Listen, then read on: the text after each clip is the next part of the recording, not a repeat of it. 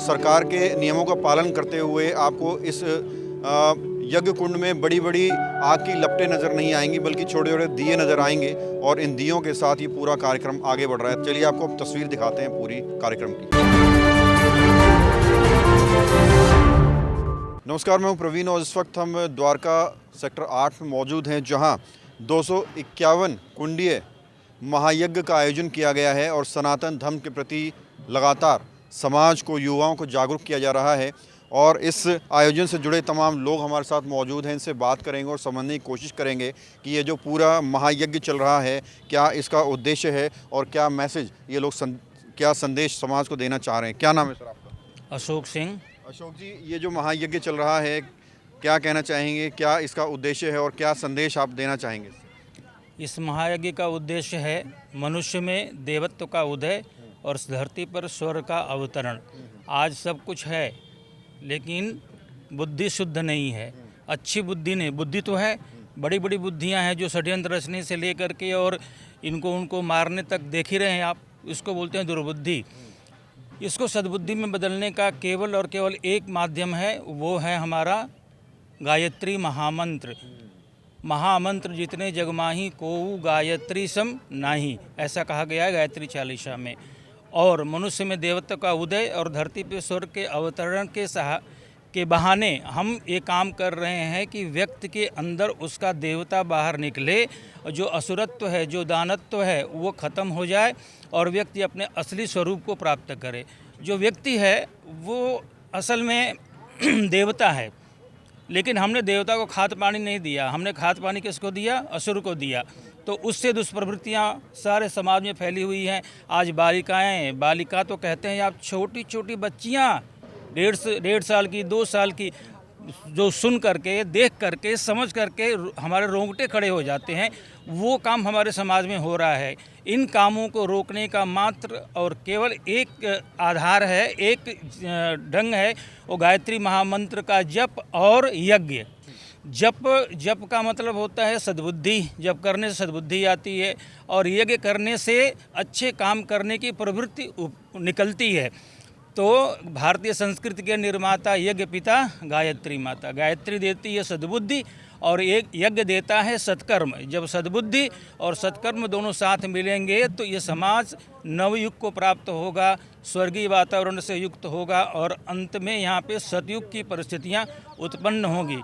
इसके जनक पंडित श्री राम शर्मा आचार्य, वंदनीय माता भगवती देवी शर्मा हैं, जिन्होंने अपनी तप ऊर्जा से गायत्री परिवार को सींचा और गायत्री परिवार यहाँ तक पहुँचा। 251 कुंडी गायत्री महायज्ञ जो द्वारका क्षेत्र में हो रहा है, उसका मात्र एक उद्देश्य है कि मनुष्य बने और अपनी असुरता को छोड़े, अपनी गंदी प्रवृत्तियों को छोड़े और अच्छी प्रवृत्तियों से युक्त होता हुआ चला जाए, जिससे कि हमारा देश, हमारा राष्ट्र, हमारी संस्कृति बनती हुई चली जाए। आज व्यक्ति सब कुछ के बारे में बात करता है, लेकिन अपना देश, धर्म, राष्ट्र, संस्कृति, सनातन की संस्कृति के बारे में कोई बात नहीं करता। अब बात होने लगी है, बातें आगे बढ़ रही हैं, धीरे धीरे बातें हो रही हैं। लोग सनातन संस्कृति के प्रति समर्पित हो रहे हैं और सनातन संस्कृति को आगे बढ़ाने के लिए ही गायत्री परिवार का निर्माण हुआ और उद्देश्य हमने रखा आत्मवत सर्वभूतेषु। आत्मवत सर्वभूतेषु का मतलब होता है अपनी तरह सामने वाले को समझना, अपनी आत्मा सामने वाले के अंदर आरोपित करना, फिर व्यक्ति गलत काम करने के लिए सोच भी नहीं सकता। अशोक जी, आपको अक्सर देखा गया है धार्मिक कार्यक्रमों से जुड़े रहते हैं, ये महायज्ञ जो चल रहा है, क्या कहना चाहेंगे? और इसमें एक खास चीज़ देखी गई है कि प्रदूषण को ध्यान में रखते हुए दियों का इस्तेमाल हो रहा है। इसके मूल में जो बात है कि दिल्ली का प्रदूषण 4थे लेवल पर चला गया, ऐसा कुछ सुनने में आया है। उसकी वजह से उसकी वजह से ये इस तरह का दीप यज्ञ का हम प्रोग्राम किया है। मैं तो एक बात से गदगद हूँ जी, हमारे गुरुदेव आचार्य श्री राम शर्मा जी और दादा देव महाराज का यहाँ बहुत बड़ा मिलन हो रहा है और हमारे पूर्वजों के संस्कार का भी सम्मिश्रण है इस बीच में। मैं तो समझो कि अब घर से रोटी ले आऊँ, रोटी खाना भी भूल जाता हूँ। इसी बात से गदगद हूँ कि इतना महान कार्य यहाँ हो रहा है। मनोज जी, ये जो महायज्ञ आज कराया जा रहा है, बहुत सारे सनातनी, बहुत सारे लोग इसमें शामिल हो रहे हैं, क्या संदेश आप समाज को इस यज्ञ के साथ देना चाह रहे हैं? यज्ञ का जो मेन प्रारूप है, अब ये पहले जैसे कि भाई साहब ने बताया और अशोक भाई साहब ने, दोनों अशोक भाई साहब ने बताया कि जो यज्ञ का बृहत रूप होना था, अब वो भावनात्मक रूप से यज्ञ हो रहा है। जो आहुति लोग डाल रहे हैं, भावनात्मक आहुति डाल रहे हैं। और जो हमारा सनातन धर्म है, सदियों से मतलब कि जो हमारी ऋषियों मुनियों का देश रहा है, तो यहाँ पे जो भी परंपरा, ऋषि परंपरा है, तो उसके माध्यम से बहुत सारे अलग अलग तरीके से लोग यज्ञ की परंपरा चलती है। लेकिन हमारे गुरुदेव ने जो ये माध्यम दिया कि आज प्रदूषण में जो सुप्रीम कोर्ट के आदेश के बावजूद भी जो हमारा यज्ञ बाधित नहीं हुआ, और बहुत ही मतलब कि हम गायत्री परिवार के लोगों ने बिल्कुल ही अनुशासन के तहत मतलब इस यज्ञ को संपन्न किया। ये हमारे मतलब इस यज्ञ की सबसे बड़ी सफलता है। देखिए, अभी मेरे बड़े भाई अशोक जी ने और हमारे बड़े भाई साहब ने जितने भी प्रवचन बताए हैं वो सत्य बताए हैं कि आज के युग में अपने बच्चों को ऐसा ज्ञान दो, ऐसे संस्कार दो जो हमारे देश के अंदर कोई भी ऐसी गलती ना हो, हमारे भाण बेटियां सेफ रहे और हमारा सनातन धर्म सबसे आगे रहे। और सभी परिवार के लोग, पूरे दादा देव महाराज की कृपा था, पूरे समाज पार्टी, जितने भी हमारे यज्ञ में मेरे देवता आए हैं, जितने भी हमारे ब्राह्मण देवता हैं, जितने भी भक्त हैं, उन सब भक्तों की तरफ से मैं बहुत बहुत खुशी से और बहुत प्रेम से धन्यवाद करता हूं। और हमेशा ऐसा यज्ञ परमात्मा हमारा बना रहे। और हमारी गवर्नमेंट ने जो भी हमारी सुप्रीम कोर्ट ने आदेश दिए, उसके हमने हाथ जोड़कर उसका आदेश किया, उनके पालन का आदेश किया, और हमने अपने दिव्य से अपना यज्ञ उत्पन्न किया है। नाम बताइए। मेरा नाम अश्वनी भारद्वाज है। इतना बड़ा यज्ञ हमारे जीवन काल में, शायद हमारे बुजुर्गों के जीवन काल में हमारे पहली बार हो रहा है। इस क्षेत्र में सौभाग्य प्राप्त। कार्यक्रम तो हर साल होता है मेरे ख्याल से।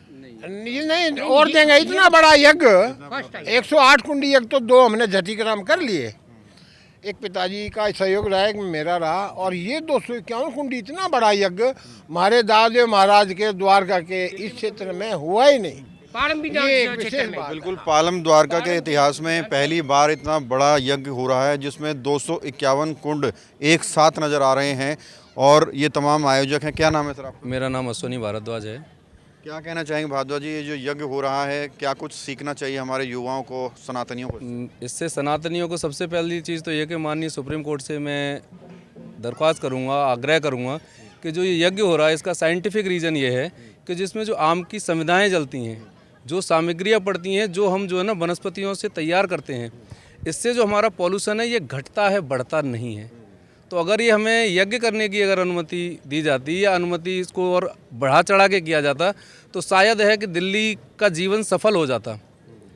और ये मेरा कहना नहीं है, ये हमारे ग्रंथों का, शास्त्र का, हमारा साइंटिफिक रीज़न भी है। अगर हम साइंस के हिसाब से भी देखें तो इसका बहुत बड़ा महत्व है। शायद हम अगर ध्यान करें कि कोविड पीरियड में हमारे घरों घर दीपक जलाए गए थे, वो जो कोविड का मतलब कीटाणु था उसको नष्ट करने के लिए। लेकिन गुरुदेव का आदेश हुआ कि बेटा कोई बात नहीं, अगर ये नहीं हो पा रहा है तो आप जो है ना दीपक के माध्यम से ही जो है ना इनको सूक्ष्म यज्ञ में ही जो है ना इसको संपन्न करो। तो उससे जो है ना दीपक जो जल रहे हैं, इससे भी आपका जो पॉल्यूशन है, जो दूषित कीटाणु हैं, वो सारे नष्ट हो जाएंगे। तो अगर यज्ञ की माननीय कोर्ट भी देता या बाकी जो है ना सुविधा हो जाती, शायद दिल्ली एनसीआर में अब तक का ये सबसे बड़ा यज्ञ, इतना बड़ा यज्ञ शायद नहीं हुआ है। खबरों से खबरदार रहने के लिए चैनल को सब्सक्राइब करें और प्रेस करें बेल आइकन।